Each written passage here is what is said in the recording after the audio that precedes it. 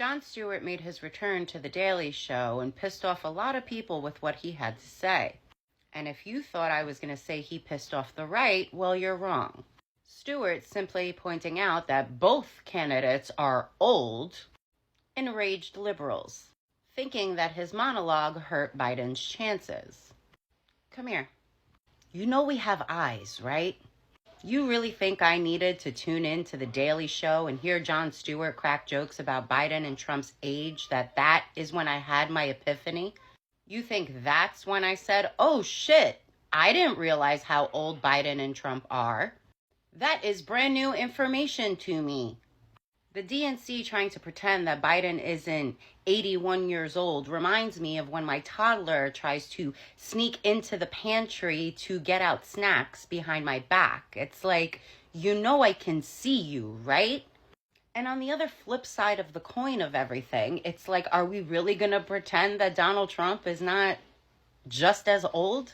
You think a 4-year age difference makes a difference in that stage of life? And I know many people on the right will disagree with me, but it's not like 14 and 18, where there's a big difference. Just a reminder. I didn't think I'd live in a world where liberals hated Jon Stewart and conservatives shit on prisoners of war and hate the NFL, and yet here we are. As far as I'm concerned, Jon Stewart took the easy way out and decided to pick on the obvious instead of getting more nuanced about the conversation. And while I agree with some that it can come off ageist, no one is saying that people that age do not have wisdom, do not have value. But you can't get angry at people when it's a concern for them. And maybe, just maybe, we can stop talking about their ages in general. Because when the right brings up Biden's age, or when Biden fumbles his words, or can't remember things, like, do you know who your guy is? Have you ever once broken down his campaign speeches and written it down verbatim and then read it back in a normal voice? You mean to tell me that makes sense? No one wants a repeat of 2020, and yet here we are, because you can't let Donald Trump go. There would be no Biden with Trump in the picture. That's how the DNC sees it. Like, if we all collectively came together and said, we don't want these two options, this is what we get.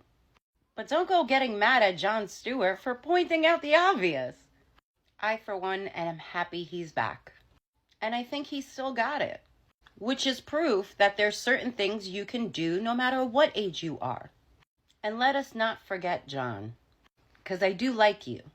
You and Biden have a lot in common. Regardless of how many new, fresh-faced, progressive, perhaps people of color, a woman that could do your job and maybe better, the networks went with an old familiar face.